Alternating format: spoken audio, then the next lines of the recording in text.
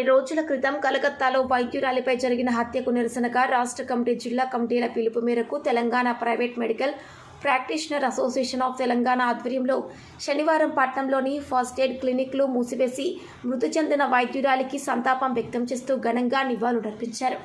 కార్యక్రమంలో Bodhan టీపీఎంపీ association of Telangana Bodhan అధ్యక్ష కార్యదర్శులు కె యాదాచారి, కారంస్వామి, సభ్యులు హనుమన్లు, రియాజ్, శ్రీనివాస్, బాలరాజ్, శివనారాయణ, అనిల్, నాగేష్, రహు తదితరులు పాల్గొన్నారు.